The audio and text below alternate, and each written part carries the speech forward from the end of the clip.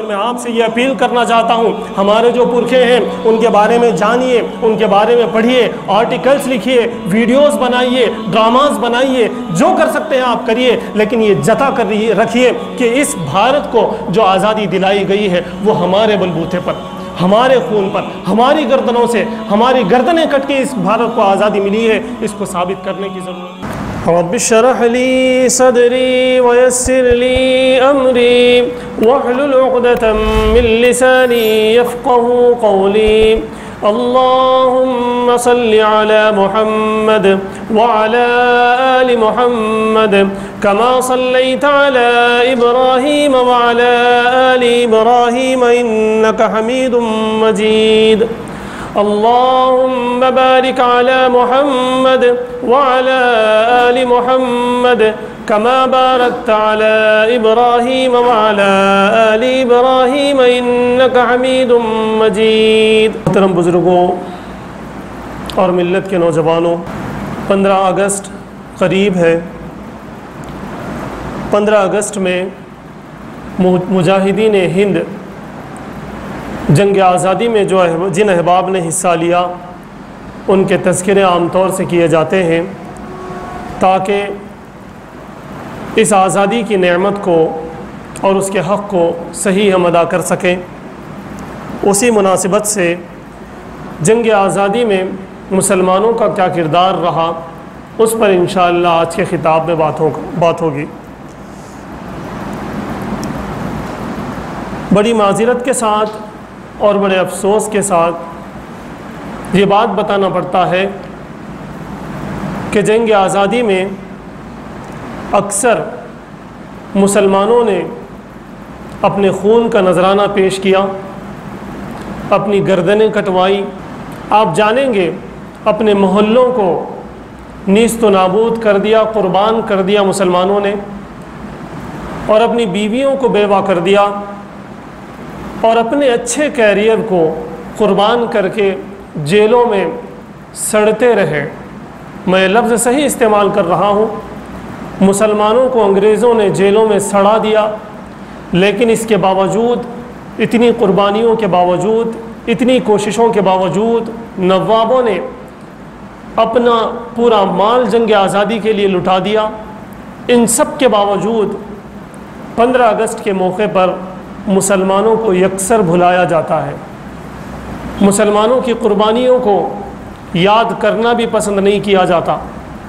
مسلمانوں میں بھی خاص طور سے علماء کی جماعت نے ایسی قربانیاں پیش کی ہیں۔ انشاءاللہ میں اس کی ایک جھلک پیش کرنے کی کوشش کروں گا۔ آپ کے رونگٹے کھڑے ہو جائیں گے، آپ پریشان ہو جائیں گے۔ ہماری بھی کوتاہی ہے، ہم مسلمانوں کی بھی یہ شرمناک گویا کہ کام ہے کہ ہم نے آزادی ہند میں شہید ہونے والے مسلمانوں، لٹ جانے والے مسلمانوں، اپنی بیویوں کو بیوہ کرنے مسلمانوں، اپنے بچوں کو یتیم کرنے والے مسلمانوں کو ہم بھی جاننا نہیں چاہا، ہم بھی ان کی تاریخ کو پڑھنا نہیں چاہا، ہم نے بھی سننا نہیں چاہا۔ دراصل جنگ آزادی میں مسلمانوں کے کردار کو یہ بات بھی واضح طور پر واضح کرتی ہے کہ جو دین اسلام ہے وہ دین فطرت ہے۔ اس دین نے آزادی کو، اس دین نے غلامی کو قبول نہیں کیا، اس دین نے آزادی کا نعرہ ہمیشہ لگایا۔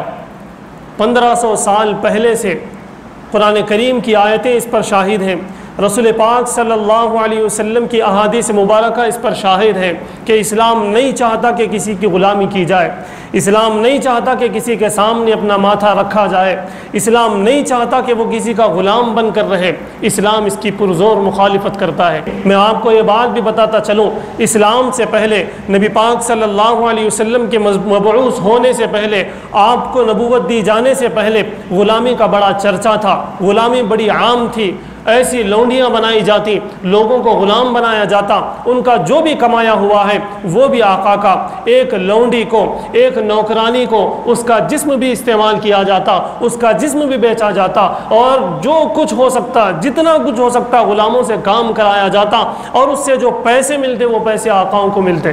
نبی پاک صلی اللہ علیہ وسلم جب مبعوث ہوئے تو اس کا اتنا عام چلن تھا کہ یک بارگی ایک ہی ساتھ ایک ہی دم اس کو ختم کرنا ممکن نہیں تھا۔ اللہ نے ایک پروگرام بنایا، نبی پاک صلی اللہ علیہ وسلم کو حکم ہوا، وحی نازل ہوئی کہ اگر تم غلام کو آزاد کرو گے تو تمہارے لیے جنت ہے، اگر تم نے کوئی وعدہ کیا، وعدہ وفا نہ کر سکے تو تم پر ضروری ہے کہ تم کسی غلام کو آزاد کر دو۔ قرآن نے یہ حکم، اگر تم نے قسم کھا لی اور قسم پورا نہ کر سکے تو تمہیں ضروری ہے کہ تم ایک غلام کو آزاد کرو، تم نے روزہ توڑ دیا تو تم پر ضروری ہے کہ غلام آزاد کرو۔ یوں میرے دوستو، غلامی کو ختم کرنے کے لیے اللہ رب العزت نے، شریعت نے ایسے قانون لاگو کیے کہ اس میں یہ بتایا گیا کہ غلام کو آزاد کرو، غلام کو آزاد کرو، غلام کو آزاد کرو، غلام کو آزاد کرو۔ کئی مرتبہ اللہ کے رسول صلی اللہ علیہ وسلم نے یہ اعلان کیا کہ جس کو جنت میں جانا ہو وہ غلاموں کو آزاد کرا دے، وہ گردنوں کو، تحریر الرقبہ کا لفظ آیا ہے، وہ گردنیں آزاد کروا دے، اس کے لیے جنت ہے۔ اگر کسی نے کوئی غلطی کی، وہ توبہ کرنا چاہتا ہے تو وہ غلام کو آزاد کرے۔ یہ ایسے احکامات ہیں جن احکامات نے آہستہ آہستہ آہستہ غلامی کو ختم کرنے کی طرف اسلام کو، دنیا کو بڑھایا۔ اللہ کے رسول صلی اللہ علیہ وسلم کے انتقال کا وقت ہے، آپ جانتے ہیں کہ پوری دنیا پر اللہ کے رسول صلی اللہ علیہ وسلم رحمت بنا کر بھیجے گئے ہیں۔ اللہ کے رسول صلی اللہ علیہ وسلم کے آخری الفاظ ہیں الصلاۃ الصلاۃ۔ آپ صلی اللہ علیہ وسلم کہتے ہیں کہ نمازوں کی پابندی کیا کرو، نمازیں قائم کیا کرو، نماز کی طرف لوگوں کو بلایا کرو۔ اس کے بعد کا جملہ میرے دوستو، اللہ کے رسول صلی اللہ علیہ وسلم کی زبان پر تو جو تھا وہ تھا او ما ملکت ایمانکم، او ما ملکت ایمانکم، اور جو تمہارے زیر نگی ہیں، جو تمہارے غلام ہیں، جن کو تم نے غلام بنایا ہے، وہ اصل میں اپنی ماں کی کوکھ سے آزاد پیدا ہوئے تھے، لیکن تم نے انہیں غلام بنایا ہے، ان کو آزاد کر دو، ان کا خیال کر دو۔ میں آپ کو اور آگے بتاؤں، اللہ کے رسول صلی اللہ علیہ وسلم نے احکامات جاری کیے، غلام کے ساتھ بھی وہی معاملہ کرو جو تم اپنی اولاد کے ساتھ کرتے ہو، تم جو پہنتے ہو وہی چیز غلام کو پہناؤ، جو تم کھاتے ہو تم اپنے غلام کو وہی کھلاؤ، جہاں تم رہتے ہو غلام کو بھی وہیں رکھو۔ میں بتانا یہ چاہتا ہوں کہ آزادی اور غلامی، اس کا جو تصور ہے وہ اسلام میں ہے۔ اسلام نے غلامی کو ختم کرنے کی کوشش کی، اور جو علماء کرام تھے، میں آپ کو یہ بھی بات بتاتا چلوں کہ اس بھارت پر، اس پورے بھارت پر، اکھنڈ بھارت پر مسلمانوں نے 850 سال حکومت کی تھی۔ ان 850 سالوں میں میرے دوستوں کہیں غلام بنانے کا تذکرہ نہیں ہے۔ ان 8.5 سالوں میں میرے دوستوں کہیں مظفر نگر کا کوئی حادثہ موجود نہیں ہے، گجرات کا کوئی فساد موجود نہیں ہے، ممبئی کا کوئی ایسا اٹمپٹ موجود نہیں ہے جو پورے بھارت کے اندر ابھی کچھ 70-75 سال کے اندر ہو رہے ہیں۔ پورے 850 سال مسلمانوں نے حکومت کی، لیکن کسی مائی کے لال کے اندر دم ہو تو وہ ایک ایسا انسیڈنٹ بتائے جو اسلام نے انسانیت کے خلاف کیا ہو، جو اسلام نے لوگوں کو غلام بنایا ہو، اسلامی حکومت میں کسی غیر مسلم پر یا کسی بھی مذہب والے پر ظلم کیا گیا ہو۔ ایک بھی مثال پیش کر دے کہ مندر ڈھائی گئی، وہ پیش نہیں کر سکتے۔ ایک بھی مثال پیش کر دے کہ چرچ کو گرایا گیا، وہ ثابت نہیں کر سکتے۔ ہاں یہ بات ضرور ہوئی کہ لوگوں نے اسلام قبول کیا تو ان لوگوں نے پیش کیا اسلام کے لیے، چرچ کو اسلام کے لیے پیش کر دیا، مندر کو اسلام کے لیے پیش کر دیا، اس کے بعد اس کی تبدیلی ہوئی۔ لیکن اسلامی حکمرانوں کی جو یادیں ہمیں ملتی ہیں آج بھی آپ دیکھ لیں، جہاں پرانی 300 سال 400 سال پہلے کی جہاں مسجد ہوگی، وہیں 20 سے 30 میٹر کے اندر ایک مندر بھی ہوگی، وہ مسلمانوں نے بنوائی ہے۔ جہاں مسلمان حکمران مسجد بنواتے وہیں ایک مندر بھی بنواتے۔ یہ اسلام کا اور اسلامی حکومت کا یہ انصاف تھا۔ میں آپ کو بتانا یہ چاہتا ہوں کہ مسلمانوں کے پاس جب تک حکومت تھی کسی طرح کا کوئی فساد یہاں پر نہیں ہوا۔ 850 سال تک مسلمان یہاں پر حکومت کرتے رہے۔ میں یہ بات اس لیے بتاتا ہوں کہ انگریز جب یہاں پر آیا 1603 میں انگریز جب آیا، اور وہ انگریز اپنے تجارت کے بہانے سے آیا، اس سے پہلے سے بھی اس نے کوشش کی اور بعد میں وہ کامیاب ہوا، وہ مسلمانوں کے پاس آیا۔ آنے کے بعد اس نے اس بھارت پر نظر ڈالی اور اپنی نظر خراب کی، اور وہ یہ چاہتا تھا کہ یہاں بھارت پر وہ حکومت کرے۔ تو دوستو یہاں پر کس کی حکومت تھی؟ مسلمانوں کی حکومت تھی۔ اور انگریز کو جن چیزوں سے یہاں پر ڈر تھا وہ 3 چیزیں بتائی جاتی ہیں۔ तीन चीज़ें बताई जाती हैं जिससे मुसलमानों के इन तीन चीज़ों से अंग्रेज़ को डर था। उसमें सबसे पहली चीज़ तक़वियतुल ईमान एक किताब है। उस किताब के अंदर शिर्क की बुराई है। उस किताब के अंदर अल्लाह को एक मानने के लिए बताया गया है। उस किताब के अंदर ये बताया गया कि तुम्हारी जो ज़बीन नियाज है, जो तुम्हारा सर है वो सिर्फ अल्लाह के सामने झुकेगा, तुम्हारे जो हाथ हैं वो सिर्फ अल्लाह के सामने फैलाए जाएंगे, किसी और के सामने फैलाने की ज़रूरत नहीं है। यानी कि डायरेक्टली या इनडायरेक्टली इस किताब के अंदर ये चीज़ बताई गई कि इंसानों का ग़ुलाम कोई बन नहीं सकता, किसी इंसान को कोई ग़ुलाम बना दे इसकी गुंजाइश नहीं है। तो अंग्रेज़ को परेशानी थी कि अगर मुसलमान इस किताब को पढ़ लेंगे, इस किताब पर अमल करेंगे तो फिर वो हमें इस देश को, इस भारत को ग़ुलाम बनाने नहीं देंगे, ये उनको डर था। दूसरी जो चीज़ थी वो मलफूज़ात सैयद अहमद शहीद रहमतुल्लाह अलैह थे। सैयद अहमद शहीद रहमतुल्लाह अलैह के मलफूज़ात क्या थे? उन्होंने हर बार ये बताया कि ग़ुलामी किसी और की न की जाए, तरीक़ा किसी और का इस्तेमाल न किया जाए, तरीक़ा सिर्फ़ और सिर्फ मुहम्मदुर रसूलुल्लाह सल्लल्लाहु अलैहि वसल्लम का इख्तियार किया जाए।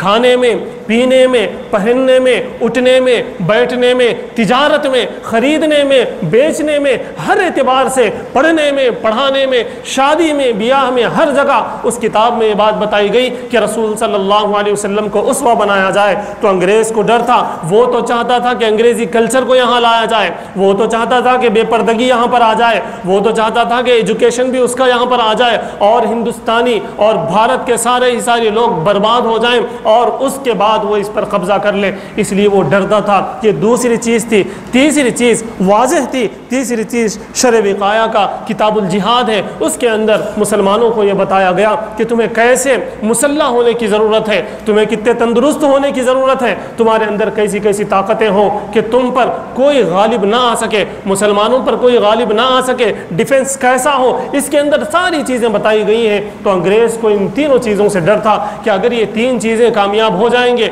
मुसलमान इसके अंदर आ जाएंगे, तो फिर उनको इस भारत को जो है हड़प लेना और इस भारत पर कब्ज़ा करना उनके लिए मुश्किल हो जाएगा। इसलिए उन लोगों ने एड़ी छोटी का जोर लगाया। उसके बाद उनके पास कोई मामला नहीं था, उनके पास कोई सूरत नहीं थी। पूरे भारत में, अखंड भारत में जगह जगह कहीं नवाब है, कहीं बहादुर शाह जफ़र है, कहीं टीपू सुल्तान है, ये हुक्मरानी यहाँ पर थी। इसने, अंग्रेज़ ने सबसे पहले इन लोगों को बांटने की कोशिश की और बहुत हद तक वो कामयाब हुआ। इन लोगों की अलग अलग सल्तनतें बन गई।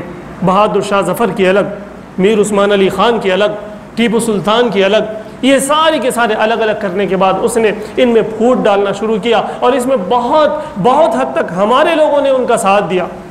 मीर जाफ़र और मीर सादिक जैसे लोगों ने उनका साथ दिया, अंग्रेज़ों का साथ दिया, जिसकी वजह से छोटी बड़ी लड़ाइयाँ होना शुरू हो गई। तो उसके बाद सबसे पहले मैं आपको बता दूँ 1753 में इस बात को वाज़ेह करने की ज़रूरत है, हमारे नौजवान नस्ल को बताने की ज़रूरत है, हमारे बच्चों को बताने की ज़रूरत है कि 1947 में ये जंग आज़ादी शुरू हुई, ये बात गलत है। 1947 नहीं बल्कि 1754 और 1753 में मैं आपको बता दूं कि नवाब वज़ीर अली ख़ान ने इन अंग्रेज़ों को मार भगाया। सबसे पहले इन्होंने यहाँ से मार भगाया। ये सिराजुद्दौला के नाना थे, इन्होंने अंग्रेज़ों को मारा और मार के यहाँ से भगा दिया। एक मरतबा वो शिकस्त खा चुके थे, चले गए थे, लेकिन फिर डबल पॉलिसी के साथ वो अंदर आ गए और आके ये तिजारत के गर्ज से वो आए और आकर मुसलमानों के अंदर, मुसलमानी हुक्मरानी के अंदर फूट डालने की उन्होंने कोशिश की और उसमें वो कामयाब हुए। अलग अलग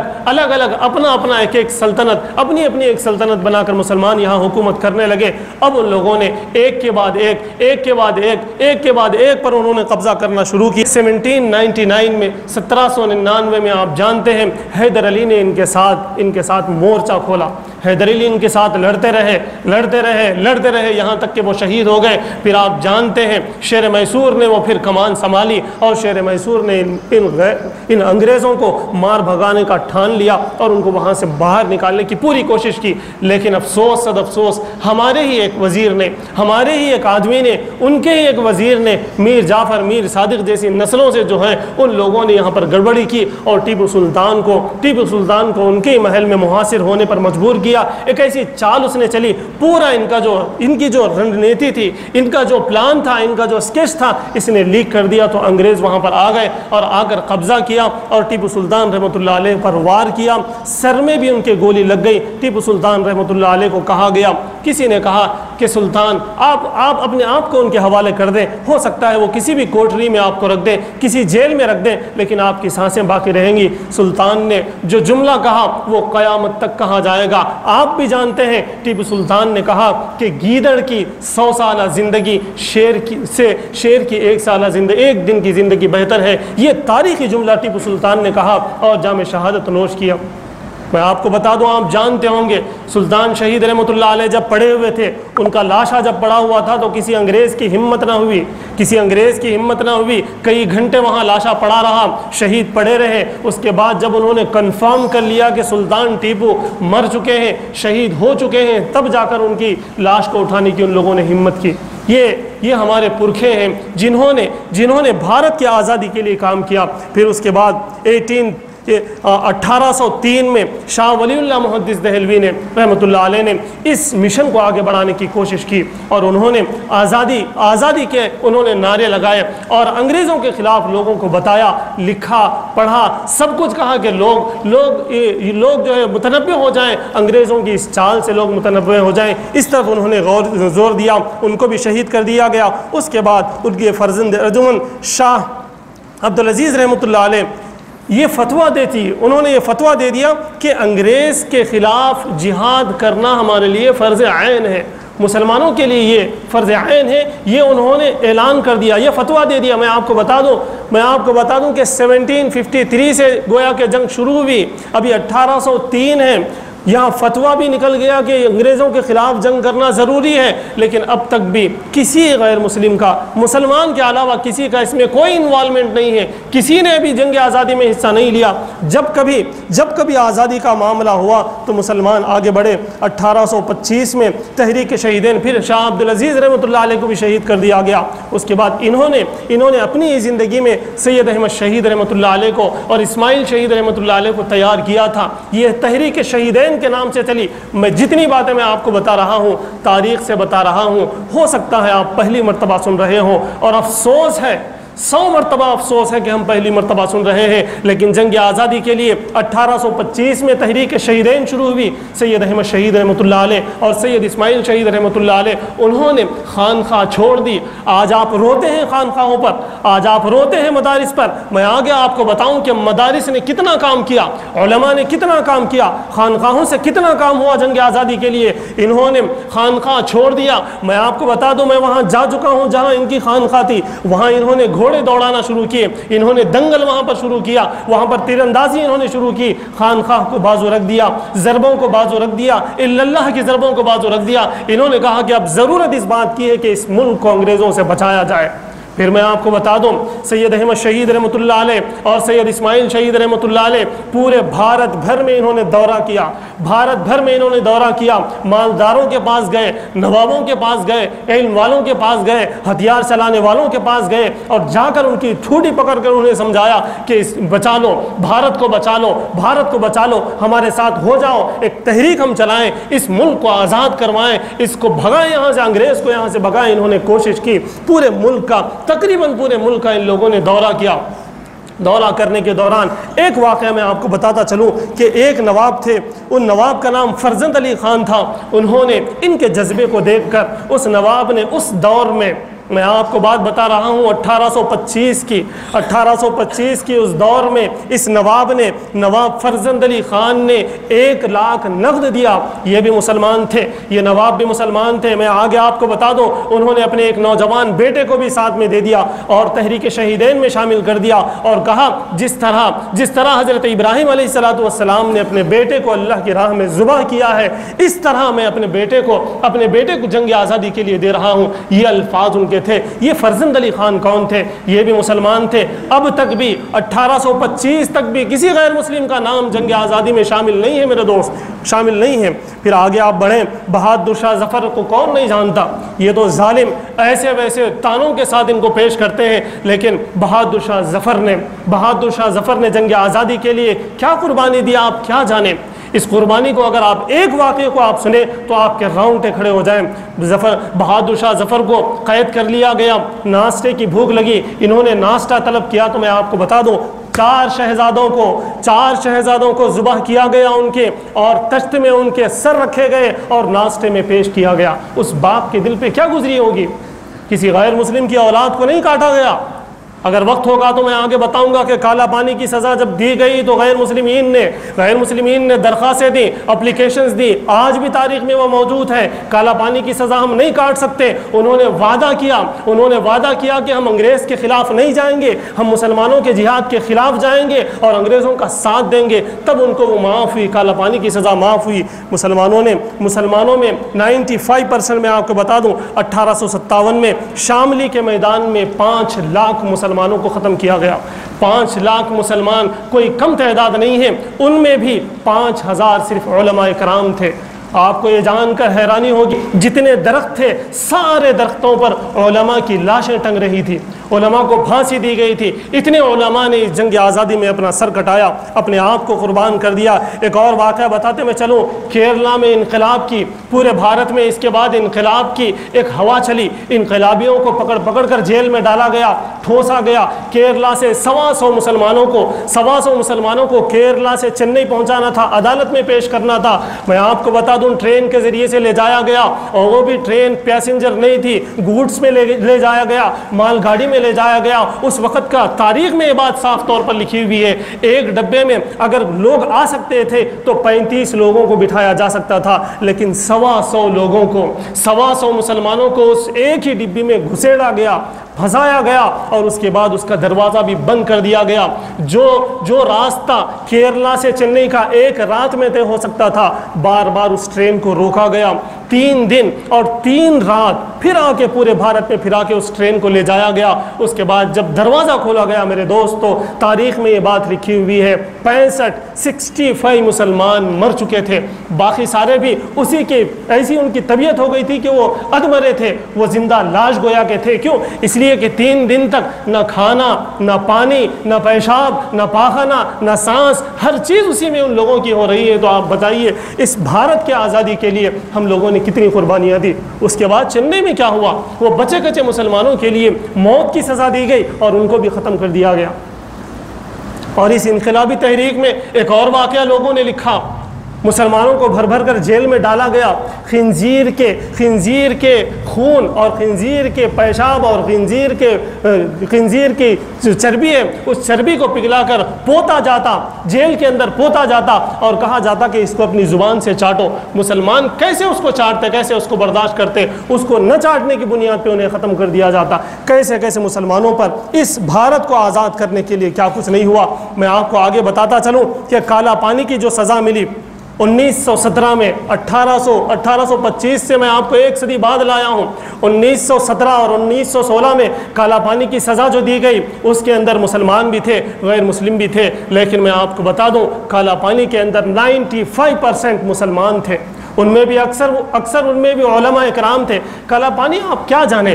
کالا پانی کیا ہے آپ کیا جانیں؟ کبھی پڑھیں تو آپ کیوں نہیں پڑھتے؟ آپ سنیں تو کیوں نہیں سنتے؟ کیوں جاننا نہیں چاہتے کہ آپ کے پرکھوں نے اس بھارت کے لیے کیسی قربانیاں دی؟ کالا پانی وہ ہے، جانے والے لکھتے ہیں کہ اگر اٹھنا چاہیں تو اٹھ نہ سکیں، ہلنا چاہیں تو ہل نہ سکیں، روشنی کا کوئی گمان نہیں، کھانا پانی کچھ نہیں، ایسے خطرناک جیل میں، اور مالٹا میں بھی لوگ رہے، وہاں پر بھی لوگوں کو مائنس ڈگری میں وہاں پر جو ہے سردی ہوا کرتی ہے، وہاں پر بھی لوگ رہے، مسلمان رہے۔ یہیں سے میں آپ کو بتا رہا ہوں کہ یہاں پر غیر مسلمین نے درخواستیں دی، انگریزوں کو درخواستیں دی، تاریخ میں موجود ہیں وہ درخواستیں موجود ہیں، سائن کے ساتھ موجود ہیں، پوری نشاندہی کے ساتھ موجود ہیں، ناموں کے ساتھ موجود ہیں کہ ان لوگوں نے درخواست دی کہ ہم سے مالٹا نہیں ہوگا، ہم سے کالا پانی نہیں ہوگا، ہم غدار نہیں ہیں، ہم انگریز کے تو وفادار ہیں۔ پھر ان لوگوں کو وہاں سے چھوڑ دیا گیا۔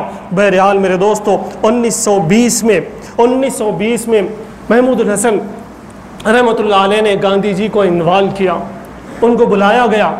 मुसलमानों को ये बात मालूम हुई, शामली में भी जो है, और सैयद अहमद शहीद रहमतुल्लाह अलैह का मैं बोलना भूल गया, सैयद अहमद शहीद रहमतुल्लाह अलैह अपने पूरे लश्कर के साथ चले अंग्रेज़ों को ख़त्म करने, लेकिन अफ़गान के पठानों को अंग्रेज़ों ने कुछ ऐसी पट्टी पढ़ाई कि वो सामने आ गए, जिसकी वजह से बालाकोट में सैयद अहमद शहीद और सैयद इस्माइल शहीद रहमतुल्लाह अलैह को शहादत का जाम पीना पड़ा और वो वहाँ पर शहीद हो गए। ऐसे टीपू सुल्तान भी ख़त्म हो गए, सैयद अहमद शहीद भी ख़त्म हो गए। फिर और आगे जो जितने भी आ रहे थे सब ख़त्म होते जा रहे थे। तो फिर महमूदुल हसन रहमतुल्लाह अलैह ने ये कहा, सबकी मीटिंग हुई, फिर कहा गया कि ऐसा नहीं होगा, बरादरान वतन को भी इन्वॉल्व करना ज़रूरी होगा। तो उस वक़्त एक पोजीशन था गांधी जी का, तो गांधी जी को बुलाया गया, तहरीक आज़ादी में उनको इन्वॉल्व किया गया। और गालिबन अब्दुल बारी फरंगी महल्ली ने या अब्दुल हई फरंगी महल्ली ने इन दोनों में से किसी एक ने महात्मा का लक़ब उस वक़्त दिया था। 1920 में मुसलमानों ने महात्मा का लक़ब गांधी जी को दिया था। और मैं आपको बता दूं कि जमीयतुल उलमा जो कि 1912 में आ चुकी थी, जमीयतुल उलमा ने गांधी जी को अपने पैसों पर, अपने खर्च पर पूरे भारत का दौरा कराया और सारे लोगों के अंदर इसका जो है एक गोया के एक सूर फूंका गया। पूरे भारत के अंदर एक बात चलाई गई कि अंग्रेज़ों के खिलाफ अब सबको लड़ना है, सिर्फ मुसलमान को नहीं बल्कि सबको लड़ना है। तब से इन लोगों ने भी कोशिश की। मैं आपको इन शॉर्ट बताता हुआ चलूँ, कहने के लिए तो बहुत सारी चीज़ें हैं। 1939 में हुसैन अहमद मदनी रहमतुल्लाह अलैह को अदालत में बुलाया गया। बुलाने के बाद उनसे पूछा गया कि क्या तुमने ये फतवा दिया है कि अंग्रेज़ों के खिलाफ जंग की जाए, क्या तुमने ये फतवा दिया था? ये भी पूछा गया कि क्या तुमने ये फतवा दिया कि अंग्रेज़ों के पास भर्ती होना, अंग्रेज़ों की फ़ौज में भर्ती होना इस्लाम में हराम है, क्या आपने ये फतवा दिया था? हुसैन अहमद मदनी की जुर्रत को सलाम। हुसैन अहमद मदनी रहमतुल्लाह अलैह ने कहा कि दिया था क्या होता है, मैं अब भी फतवा देता हूँ कि तुम्हारे खिलाफ जंग करना हर मुसलमान के लिए ज़रूरी है और तुम्हारी फ़ौज में शामिल होना हर मुसलमान के लिए हराम है। तो उसने लिख दिया, उसने मौत की सज़ा दे दी। हुसैन अहमद मदनी ने अपना बस्ता खोलकर बताया, अपना सूटकेस खोलकर बताया कि देखो मैं अपने साथ कफन लेकर आया हूँ। इसीलिए कहा जाता है कि मुसलमान हमेशा सर पे कफन बांध के होते हैं। इस भारत के लिए मुसलमानों ने यूं मेरे दोस्तों कुर्बानियाँ दी, लेकिन हम इन कुर्बानियों को जानने की कोशिश करें।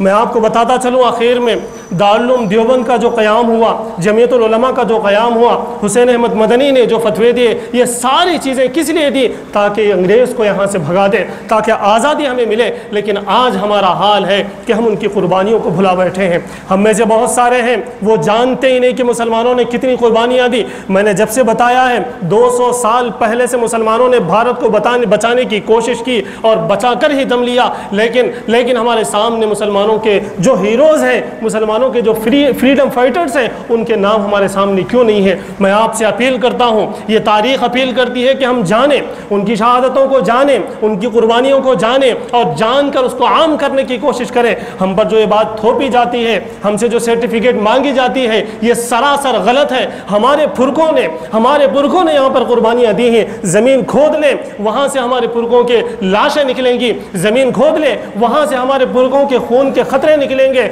मैं आपको बता दूं, मेरे पास वक्त नहीं है, एक ज़माना ऐसा था कि मीरठ में पूरा का पूरा मुसलमान ख़ानदान, सादिकीन सादिक पूरे गांव है, वहाँ के पूरे मुसलमानों को ख़त्म कर दिया गया। वो भी ऐसे जालिमाना तौर पर, ईद का दिन है, औरतें सज रही हैं, संवर रही हैं, बच्चियाँ खेल रही हैं, सेवैयाँ पक रहा है, बुलडोज़र आता है और पूरा सादिकपुर को ख़त्म कर देता है। आज के बुलडोज़र एक घर ढाकर हमारी हिम्मतों को क्या पस्त करेंगे? मेरे दोस्त, बस्ती की बस्ती ख़त्म कर दी गई, लेकिन मुसलमानों ने हिम्मत नहीं हारी, उसी जोर से आगे बढ़े और पूरे भारत को आज़ाद करके रखा।